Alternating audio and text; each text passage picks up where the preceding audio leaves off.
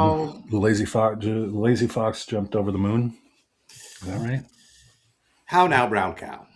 How now, brown cow? Unique New York. Unique, Unique New York. unique New York. And let's start Unique there. New York. Okay. The New York Knicks are NBA champions. I never thought I would actually ever say that on this podcast. And if you think that's wild, just wait till I say next. I never thought I would say this until recently. I'd rather have Jalen Brunson than Luka Doncic. Mm. And I'll get into it because I was flying in from Vancouver back home the other day. I had a lot of time to think. And if you've been to Vancouver, it's very similar to Seattle. Very beautiful cities. There's water. There's mountains. They're similar, but they're a little different. And Jalen Brunson and Luka Doncic are similar, but a little different. Both of them played together on the Mavericks. Both are ball dominant, high usage, need the ball. Both on defense, you got to kind of cover and hide for them. Both of them play a lot of minutes. Both of them really haven't had that success in the playoffs until recently. They're the same, but different because Jalen Brunson is now an NBA championship and Luka Doncic is not. Here's my hot take starting off the show. He is a top 5 player in the NBA and he just leapfrogged Luka. He's number 4 and he is the number 1 American player right now. You can't argue really with that, can you? I mean, you can't. You could say he's got a pretty good supporting cast in Cat, OG, Mikal Bridges. The game I like to play, you have to answer this question. You put Luka on the Knicks, do they win the NBA title? Take away Brunson. No. Ooh. You think that little of Doncic right now? Yeah. You're in LA, dude. I know. Oh, man. You're going to take some heat. If you think about New York, and it's a little cliche, like New Yorkers, they're tough, they show hard, they grind it out. But this team is the epitome of New York. They were down every single game by double digits. They did not give up. They fought. They won. And it was all because of their leader. We're still wondering if Luka can lead a team. Yeah, he can score and he can look pretty out there doing his step back. But can he lead a team to a title? I don't know. You won't see Jalen Brunson in Men's Health for losing weight. Like, he's already there. I get you. Like, Jalen Brunson is a dog. Most people would say that. He took, I don't even know how many millions less to go play in New York. And I think Luka, he hasn't done much. You're right. He's got nothing to show for it. So until Luka, let's call Jalen a top 5 player in the NBA right now. No one's going to argue that. Well, here's the big call out is Mike Brown came in and he changed the system in that he moved Jalen off the ball and Cat was the playmaker for their deep run in the playoffs. I don't think you could move Luka off the ball. He just sits in the corner by like a superstar or celebrity and doesn't really do anything. Jalen accepted the role. He figured out a different way to get the ball and to score and to create and dominate. But when it's all said and done and it's crunch time, he had 45 points in 41 minutes. No other Knick had more than 12 shots. They knew he was going to score. He had the ball, and he made all the plays at the right time and didn't wear down. Luka wears down. Luka, James Harden, ball usage, wear down in the playoffs. Not the same player. Jalen Brunson was the same player, and in the highest moment, the most clutch moment, he delivered. I give a lot of credit to Jalen Brunson. I do. He's a great player. I think we're discrediting Mike Brown in some regards. Now, I'll agree with you on Jalen Brunson's better than Luka Doncic. But your point is, like, with good coaches, they can go sit with a player and say, listen, I've been there before. I've made a run. I made a run with LeBron with Cleveland. I got the Sacramento Kings to the playoffs. Like, I did these things. I understand how to coach. The Kings took the Warriors to 7 games. Exactly, with Mike Brown, right? Like, I can do this. Just listen to me. The credibility that he had was effectively shown throughout the playoffs, right? He got those guys prepared. They understood their roles. They effectively executed those roles. They knew who to defer to, like, down the stretch. Jalen Brunson's hot. Get him the ball. Cat's hot. Get him the ball. And OG's hot. Get him the ball. And so a lot of, I think, the makeup of the Knicks and the difference from last year when Tibbs was around to this year is Mike Brown. I Yeah. mean, you can't see it any different. And so Mike Brown he won't probably go up in the rafters within the Knicks lore, right? But because Brunson will and overshadow him, it's the first. But you got to look at the coach. Mike Brown needs probably 30% of the credit for that title. I would say more than that. Mike Brown's won wherever he's gone. Cleveland, LA, back to Cleveland, Sacramento. He spent some time with the Warriors. He's a winner there. So you said, would Luka win a title if you replace him with Jaylen Brown? No. Jalen Brunson. Would Luka win a title if he was replaced with Jalen Brunson? No. Let me double down and switch it. Would the Spurs have won a title with either Greg Popovich or Mike Brown as a coach? Yes. Yeah, and you and I discussed this briefly. Like, we both agreed on this. I believe Mitch Johnson should be demoted. I do. Fired or demoted? Demoted. Listen, he got him there. You did a great job. However, your inexperience was so glaringly obvious down the stretch. I heard a stat that the Spurs were led for 75% of all games at all point in time. 75%. In their three of their losses, they were predicted to win by 90% or more at one point. That is just poor coaching. And then it comes out that a couple of your players didn't understand their roles and wanted more elevated roles and weren't happy when they weren't getting them. And that just leads to, that wouldn't happen with Mike Brown. Mike would say, here's how we're going to win. And either you're going to invest and opt in, or you're probably not going to play. Like, that's the matter of the fact. Mitch Johnson should get demoted because you don't want to be the guy that loses a title again or loses in the playoffs again with what we're going to call a generational player. I'd rather not have that, right? I'd bring, I don't know, Pop back, someone with a little more who's been there before. I'll say this differently, but I believe you will agree with this statement. The only way Mitch Brown keeps, I'm messing this. What's up with Brown? The only way Mitch Johnson keeps his job is if the Spurs win the title next year. Anything less, he's fired. I don't know if they give him the keys to the car again. Because what you just did, they gave him the keys to the car and he drove it, and then they saw the finish line and he took a hard left and slammed it into the side of, just obliterating the car. Like, you were so close. Then you need to make the move right now because the draft is next week. Agree. You don't need to make it like an egregious move. What I'm saying is bring back Pop, bring back some sort of mentorship kind of thing, and really have him learn with what happened. And you better figure out the locker room. Because if he didn't figure out the locker room this year and he gets demoted, it's kind of like wasted space, right? Like, why, if there's no respect for him now and he gets demoted, why even have him? You might as well just get rid of him. I think you got some rapport, right? The organization, he can be the assistant to the traveling secretary or something like that. I just don't, because if you're the Spurs, your window, we talked about the window, it shut a little bit because he lost, obviously. Like, if you don't believe it's shut for Mitch Johnson, I don't think it's shut for Castle Wimbledon. Right, exactly. But with Mitch Johnson, it's barely open, right? Unless you tell me you're going to turn it around, do a 180 on your coaching. But with someone new, I think that understands the dynamics. You got a lot of young players. Like, you need someone that can identify with those guys. And you'd think it'd be Johnson, but maybe it's not. I think you probably need a veteran that comes in and says, listen, you're either going to play this role or you're not going to win a title. You choose. You want to average 20 or do you want to average 15 and win a title?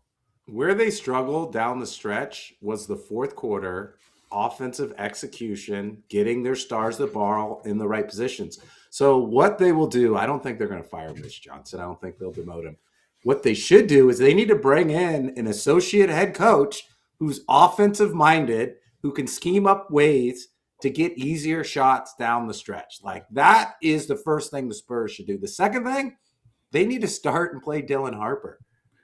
Like, I know De'Aaron Fox last year was your best offensive weapon, and he's your leader, and he's your veteran. But if you're watching the playoffs, who's the best player on the team of the Spurs? It's Dylan Harper. He should be playing and having the ball because he can create in so many different ways. They just stuck with Fox until he just died out. Like, live by the gun, die by the gun. Live by the sword, die by the sword. Live by Fox, die by Fox. I'm not saying you're going to bench Fox, but you maybe move him around and give Harper the ball. He's your best player. And if you can't identify that in real time and make an adjustment, I don't know if you should be the Spurs head coach. Yeah, you're talking coulda, woulda, shouldas at this point. And every coach, I think the stronger narrative is, I think everyone in the NBA would agree that the Spurs were the more talented team. But the Knicks had time to prepare, and give a good coach that has less talent but more time to prepare for the team, that coach is going to win. And he's more tenured. He's been around. He understands how to win. That coach is going to beat that team. What did we just see? 4 times out of 5. And so I think the problem is you got a lot of young talent. And I agree with you about Dylan Harper being probably the best guard on that team. But they're so inexperienced. I mean, Dylan Harper never won a game at Rutgers. Come on. Like, he doesn't know how to win a game down the stretch. He was just putting up 20 to put up 20, so he got drafted high. He didn't look like that in the NBA Finals first year. But your most important point is the parts and the components didn't work together because no one knew their role. Josh Hart knows his role. OG knows his role. Bridges knows his role. On the Spurs, it's like, am I the guy or I'm not? Am I going to go here or I'm going to defer? But let's not get it twisted. Some of the blame is on Mitch Johnson, but a majority of the blame, I think, it's got to go on Wemby. Like, and all season long, he played 30 minutes and he dominated. And like, wait till we unleash him for 40 minutes. Well, he couldn't even score or do anything in the clutch because he was so out of breath. He was so winded. Yep. So he's got to figure out like the Mamba mentality or Jordan's stamina to last, to be effective towards the end of the game. Because it was like he disappeared. And how can you disappear when you're 7'6"? How old's Wemby? 22, 23. Do you remember back in the day when you'd party at 22, 23 and you'd puddle out like right around midnight, you know? You get a little older, you cruise into 2, go to Taco. That's how it felt like. Like Wemby, just to your point, he didn't have his legs underneath him. He's still young. He's still maturing. He's still developing. And gosh, the brightest lights were on him. And he felt like he had to deliver. And I bet you the reason he walked off is he knew, I think in his heart of heart, he knew he wasn't fully ready to take that on. Like he wasn't there yet. Like skills wise, yes. But like understanding development, to your point, stamina, wasn't quite there yet. All the greats know how to get their shots or what to do to manipulate the defense. He's still trying to figure that out. Like, what are his shots? The lob and a Euro step. Sure. And he throws it up to himself and tips it like a Nerf hoop. That's his go-to move. He doesn't have it yet. I think he will get there. We mentioned it last week. LeBron lost in his first finals. Mm-hmm. Shaq lost in his first finals. I think Dirk lost in his first finals. So they got here based on talent, and they were ahead of schedule. They surprised everyone. But to win the title, they've got to learn from this, and they've got to execute, and they've got to get better, and they've got to figure out how these 3 superstars can play together at a high level and close out the game. But you said it perfectly. Attention to detail in roles. And the Knicks had attention to detail. They knew their roles. Yeah, hire John Wooden. Look back, he would have the Spurs winning, or Red Auerbach. He'd have 13 straight NBA titles with Wemby. Or Kyle Shanahan. Let's get this started. Hello and welcome to Big Ben and K Win. Each week we broadcast live on YouTube. So if you're watching YouTube, make sure you tickle that subscribe button. More of an audio podcast person. We have Spotify, audio and video, iHeart, Apple, and more. Make sure you 5-star review us. It will help us out. And also subscribe so you get notified each and every week. at Big Ben Kwin _ at Big Ben Kwin _ anywhere you get your social media. That's Threads, that's TikTok, that's Instagram, that's YouTube Shorts and more. I'm Kwin, he's Big Ben. We talked NBA playoffs and finals and final thoughts. We're going to talk a little Brendan Sorsby from Texas Tech, a little World Cup, and much, much more. All right, give me your World Cup. We had a game here in Seattle today. It's a thing here in Seattle. It's a thing. There's barges. There's big. So I only saw the World Cup once in Portugal, and they had like down in the city center just this massive screen and like probably 10,000 people going bonkers. I'm like, this is crazy. And there's that going on in Seattle, just at probably a much smaller scale. I love the World Cup, and I'm not a big soccer or football fan because I like the idea of playing for something every 4 years, and it's on a global stage where everyone cares about it. Football, basketball, baseball, people care about in the States and like a couple other countries. But soccer, everyone cares about that worldwide. So I love watching it for the patriotism, whatever that word is. But I want to talk a little bit about FIFA World Cup. And I know most of our listeners, it's college baseball, college football, NBA, NFL, and MLB. So it's a little out of our jurisdiction, but I want to bring you back into our jurisdiction with this analogy. In college football, you have the Power Four conferences, and then you've got everyone else. So you've got the SEC, the Big 10, the Big 12, the ACC, then you've got the Group of Five, and everyone else. In FIFA World Cup, you've got the Power Four and everyone else. You've got Argentina. You've got Spain. They look bad today, but they will be all right. You've got France and you've got England. And then you've got everybody else. The U.S. is coming in at number 15. Essentially, they're mid-major. They're like James Madison, North Texas, or Tulane. So my question to you, Big Ben, is can the U.S., who's a mid-major, actually win this thing? Or are they getting blown out by Ole Miss in the Grove once we get to the knockout round? 4 goals doesn't. I mean, if you want to draw attention in, score goals. And you putting up 4 goals in this first game. The interesting thing is I think our head coach actually is Argentinian.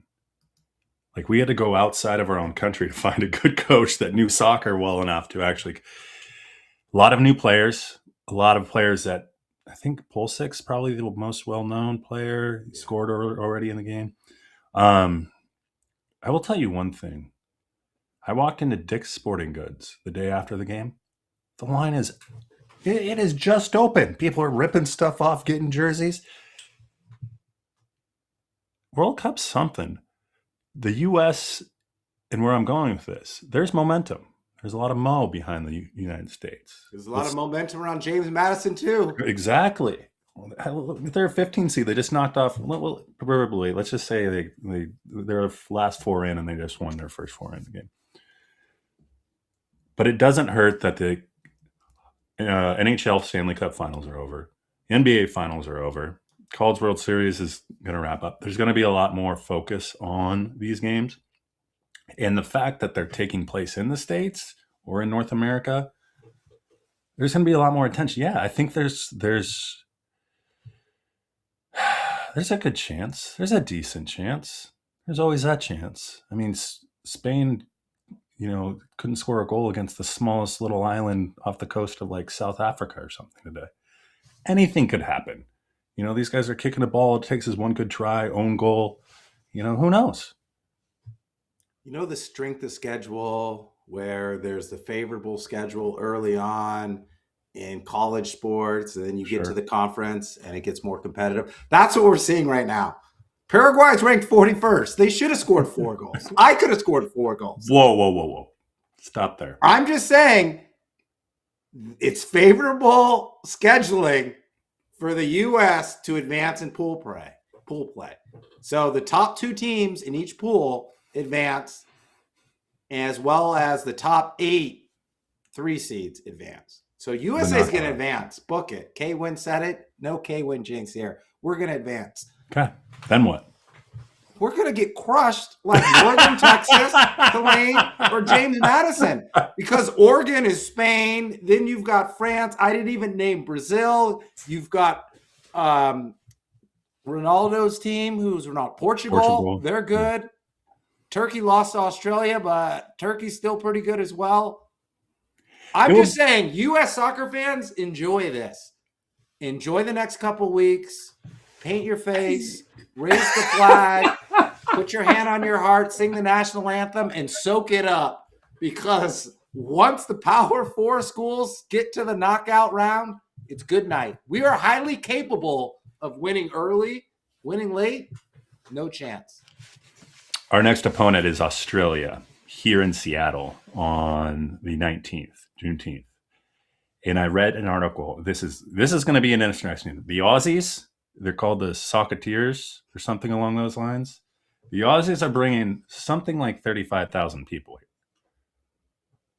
I'm going to go down to the stadium and sell some shrimp on the bobby, and what else do they? Dingoes? Sell some dingoes. So I was at the Aussie Turkey game. They have these inflatable kangaroos that say "Good day" on them. So you need some inflatable kangaroos. I'll get some inflatable kangaroos. The reason I bring that up is Australia's a pretty good team. Yeah. So I think we'll get a good idea. Is you think they advance? Now there's a difference between advancing, kind of on a, in third place in the pool goal differential, and like advancing. You went 4-0 or whatever in pool play, 3-0.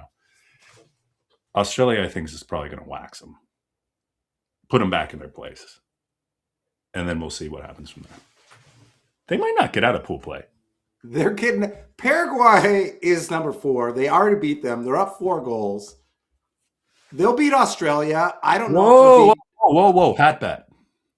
Whoa! Hat bet. Yes. On the Australia-US game. Yes, Friday. I'm taking the Aussies, the Socketeers. Good day, and the Kangaroos. Right. Done. I'll do it. Done. Hat bet. Dunzo. Yeah. I'm going to I'm going to go down to the stadium. I'm going to do the walk to the stadium with all the Australian hat bet. That'd be great. I think World Cup. It's interesting now. Will get obviously much more interesting moving forward. It's exciting. It's great. Give me your feedback on the game. You went to the game. Give me your peak and pit. What was the highlight? What was the low light? The highlight was I didn't think people from Australia liked that song. I come from a land down under. I thought they hated that song. They played that song. The place was going nuts. Yes. Absolutely nuts. That was the highlight. The Aussies were so excited. They were so friendly. They were so fun to watch. We saw Turkey, who had some great players, but they were a little passive and conservative. Again, this is just me interacting with the fans. So I'm just like asking, like, who are your players? He's like, we're not scoring. We're not shooting. This guy plays for Juventus. This guy plays for Real Madrid. They're not doing anything. So the Aussies came out fast and furious, and that was great. The atmosphere was awesome. The vibe was cool. I love Vancouver. The weather was perfect. Here in LA, it gets a little chilly at night. But there, it was perfect, like into the night. 9:00 game. Ooh. Yeah. Ooh. It went till 11. Did you piddle at midnight? No, I rested up. I got ready for that. Nice. Yeah. All right. Well, where we go next? Sorsby? Yeah, let's go Sorsby. Oh, good old Sorsby. I want to start off with a question to you, and then we can kind of get into it. Yeah. Did Did Brendan Sorsby game the system and win? It's Brendan, not Brandon. Brendan. Did Brendan Sorsby game the system and win? I think he tested the system, right? I think he won. I don't know if he won. So wait. He won. Game over. He won on a technicality. He said basically, if this isn't, I agree with whoever said this. They said this isn't a betting problem. This isn't an NCAA problem. It's a legal judicial matter. Because if someone like Brendan Sorsby says, and the NCAA says you're banned, but yet I can go to a local judge and he make an injunction that nope, we're not going to rule on that right now. You're going to go play and we'll rule on it later, just so it doesn't impact you. That is a legal matter. Like, that is the problem, is that these players are going in, and this, like Tristan Chiblis, the guy from Old Miss, is ruling. Where'd he go? Where do you think he went to get ruled on, like, the whether or not he'd play or not? He went to a court in Old Miss. What are they going to say? Yes, you can play. That is the problem. However, if you look at, So gambling's not the problem? well, gambling's the problem, but the fact that he would have been allowed to play is a legal matter, right? Right. Correct. So that's the issue. Now, I think the NCAA had to draw a line in the sand and say, no betting, just flat out no betting. We don't care. And I think Sorsby came to the table and said, listen, I realized what I did was I screwed up. I went to recovery. Right? But you can't go up to the NCAA and say some amends and be like, oh, okay, Brandon, okay, it's okay, we'll let you play. Just, that doesn't work, because that sets a precedent that, you can be redeemed and just go back in. That doesn't work. It works in other facets of life, but in this area, it doesn't work. But I think Sorsby thought he had a case because this was the first case, and he thought he could set a precedent that if you go and reform yourself in recovery and gambling addiction and do other things to better yourself, then they would effectively right all wrongs. It didn't. He gamed the system and won. He's laughing all the way to the NFL supplemental draft. He went from Indiana to Cincinnati, where he bet on the Hoosiers while he wasn't playing. And then he's starting quarterback for Cincinnati. He bet again. He bet over $90,000, I think thousands of bets. And then he transferred to Texas Tech. Hold on. He signed an NIL deal with Cincinnati, $1 million. Then he transferred to Texas Tech, $5 million. That will be invalidated. He was ineligible. Then he was ineligible. He was ineligible. Then he was eligible, but he had to sit out 2 games. And then the Big 12 issued like a federal lawsuit to like the Texas Attorney General, everyone under the sun. And then he just escapes and goes to the NFL supplemental draft, where he's going to go play in the NFL. He got paid. He didn't get punished. He bounced around. He threw for like 80 touchdowns, and he's on to his next job. You know what's funny? The system and won. He did. Do you remember the name Rick Neuheisel? I heard this brought up the other day. Rick Neuheisel, right? UW coach. So guess how he got fired? NCAA tournament gambling. He had 2 family-run pools that he disclosed that he participated in. I don't even think for money, and they booted him. They had to fire him. So you're right. Like the line has become like the NCAA has allotted a lot of ambiguity for this in some cases. And you're right. I don't think Sorsby is going to be. My other question to you. This is my big question. If this was a second-string right tackle for Baylor who did the same thing, would this be a big deal? He would have been ineligible, and we would never even have heard about it. It wouldn't be on the ESPN's front page. No one would have heard about it. But Sorsby, I think, was a victim of his own fame, how good he was. I mean, he was one of the top 5 quarterbacks potentially coming back in the NCAA. Yeah. Did he get away scot-free? Maybe. But what he did? I mean, you can't take away that he's a good quarterback. It's a great quarterback, right? He bet on his own team. Like, you could sell you and I could set up a legal little. Like, if I'm the defense, he bet on his own team. He made his own dues. Those teams gave him money, knowing these things, right? He went to treatment. He's done all the right things. He's just asking to play 1 more year. That's it. And he'll give all his NIL money to charity. Like, you can create a pretty picture around Sorsby. When you have 2 great alternatives, you can't make a bad decision. He had $5 million at Texas Tech or the NFL. That's why he won the system. True. But again, he did what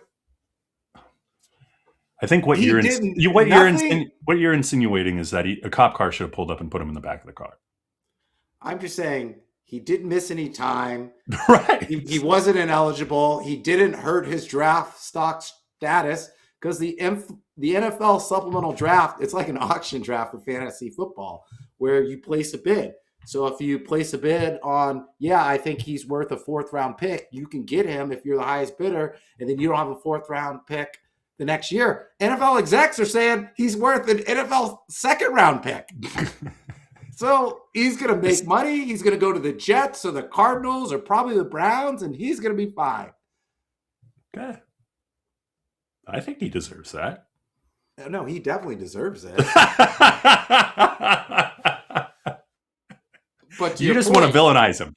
Let's villainize him. I think despite everything that he's going through, his dream of playing in the NFL did not get sidetracked based on his gambling and his antics. Sure. But I will say this, another player who got drafted at NFL supplemental draft pick was Josh Gordon. And his career didn't turn out that well because his antics are a little different from Sorsby's antics. It's either drugs or academics or there's something as to the reason why you apply for the NFL supplemental draft. I think in summary, for me, Brandon Sorsby, there will be kind of the Brandon Sorsby case as the judicial system cannot override, past betting, examples and an amends you make against those does not clear you of allowing you to play. Like you have to live with those bets. And I don't know where the line is of are you going to audit players? How do you, what do you do if you do find out that someone's been gambling? Just, you're done? I think if they still have eligibility left, you have to do a case of investigation, and it depends on how many bets, how much money, who are they betting on, and then you have to say okay, that's no more eligibility, or you have to sit out a year. I think it depends on what they're betting on, how much they're betting on, and if they're betting on themselves. I think there's a reform process, where you get caught betting, you're out 2 games, you got to go to some sort of gambling addiction counseling prolonged. You got to graduate from that. You got to take some sort of, you got to lock your cell phone in some sort of device so you can't gamble. I don't know what it is, but they'll probably come out. The NCAA will have to come out with something. Unfortunately.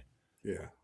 I'm just saying if he gets drafted by the Cardinals supplemental pick and he ends up starting and he's the starting quarterback for the Cardinals and he's got a bet MGM deal with the W Hotel in Scottsdale and Mastro's, then he really did win the system. I don't think he's trying to play the system. He just wanted to bet on his team a few times. He wasn't I don't think they're.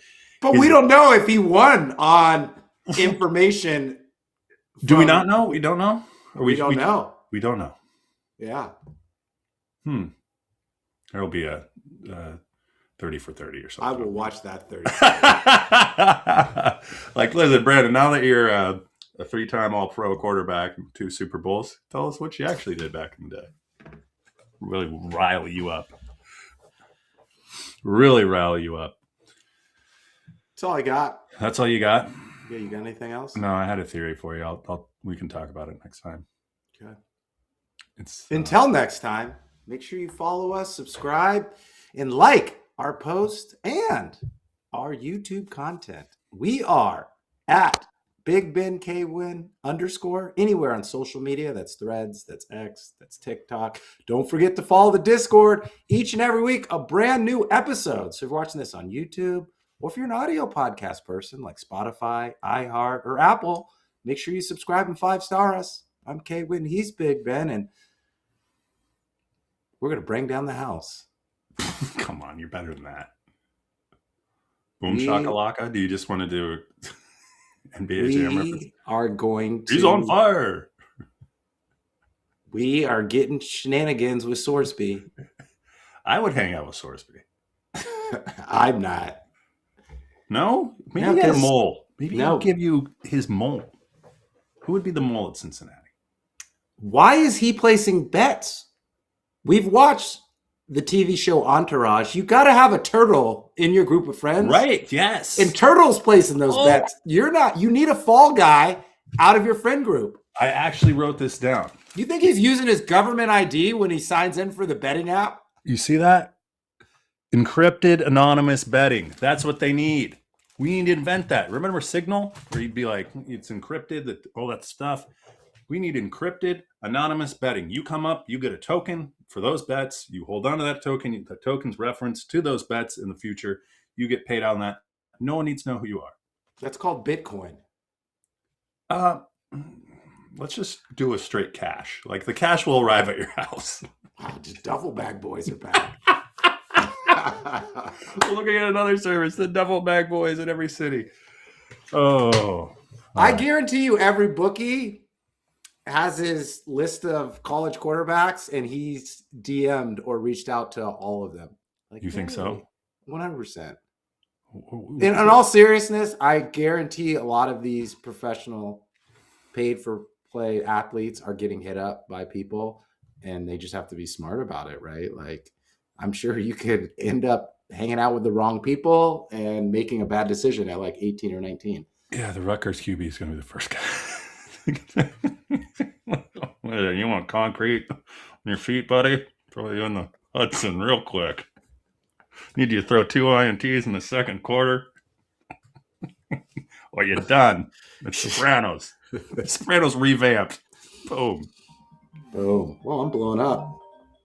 Who is it? Answer. It's Jen. Don't worry. Just kidding. In case she listens to this, I'll pick up in a minute. Boom.